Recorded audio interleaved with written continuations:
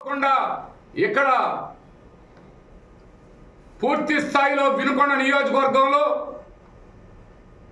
ఎంత అభివృద్ధి జరిగిందో నువ్వు 14 సంవత్సరాల్లో నువ్వు నీ బతుక్కి నీ ఎమ్మెల్యే నీ ఆంజనేయులకి ఇక్కడ చేసింది ఏందో ఒక్క మాట చెప్పు. అవి చెప్పకుండా చెవులో ఏదో చేస్తే మాట్లాడే నీలాంటి చెత్త. అందుకే నువ్వు చెత్త కాబట్టే ఈ ఆంధ్ర రాష్ట్ర ప్రజలందరూ కూడా చెత్త గుడ్డలో వేసేసారు. చంద్రబాబు నాయుడు గారు నిన్ను, చంద్రబాబు నాయుడు గారు నువ్వు మాట్లాడాల్సిందే మాట్లాడకుండా అనవసరమైనటువంటి అపనిందలు ప్రజలపైన వేయాలని చూస్తే అవతల పార్టీ ప్రజాప్రతినిధి ఇక్కడ తప్పు చేశాడా లేదా, తప్పు చేస్తే మాట్లాడు.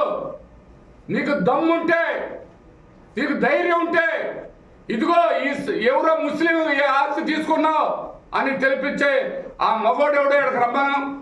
నువ్వు రా మగోడు అయితే చూపించు, దానికి నేను సిద్ధంగా ఉన్నాను.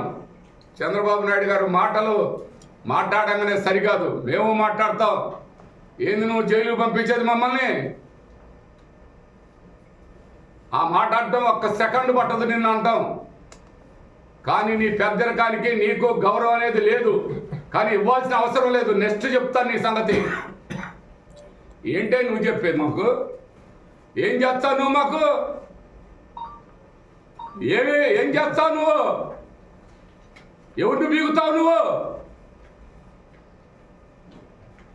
బొల్ల అనే అక్షరాల్లోనే నిజాయితీ ఉందన్న సంగతి తెలుసుకోవాలి నువ్వు చంద్రబాబు నాయుడు. నువ్వు ధైర్యం ఇండస్ట్రీ ఉండగానే నన్ను ఏం పీకలేకపోయావు, ఇప్పుడేం బీగుతావు? నీ ధైర్యం ఉంది, నాకు ధైర్యం ఉంది. నువ్వు ఎక్కువ అక్రమంగా సంపాదించావు, నేను అక్రమంగా సంపాదించలా. ఏం పీకలేవు. ఇక్కడ వాళ్ళు పీకలేక నీ కాడికి వచ్చారు పీకమని. నువ్వేం బీగుతావు? ఇక్కడ వాళ్ళ పీకమని ఇక్కడ నువ్వు నీ దగ్గర పని చేస్తున్నా ఈ యదవులు పీకలేక నీ కాడికి పంపించారు. ఏడైనా ఉంటే చూపించు. ఎందుకంటే కుక్క బతుకులు మనిషిగా బతకండి, మనిషిగా మాట్లాడండి. మనుషులకి మనకి కుక్కలకి మనకి తేడా లేని విధంగా మాట్లాడితే ఇట్లాగే ఉంటుంది. ఎక్కడ కూడా బ్రహ్మనాయుడు అనేవాడు ఎక్కడ చిన్న తప్పు చేస్తే దానికి సిద్ధంగా ఉన్నాను. ఎవడైనా నీ దగ్గర పనిచేసే బోకర్లు కానీ నీ దగ్గర పనిచేసే వాళ్ళు ఎవడైనా వచ్చి ఇక్కడ చూపించమను, అది అప్పుడు వెంటనే రాసిస్తాను.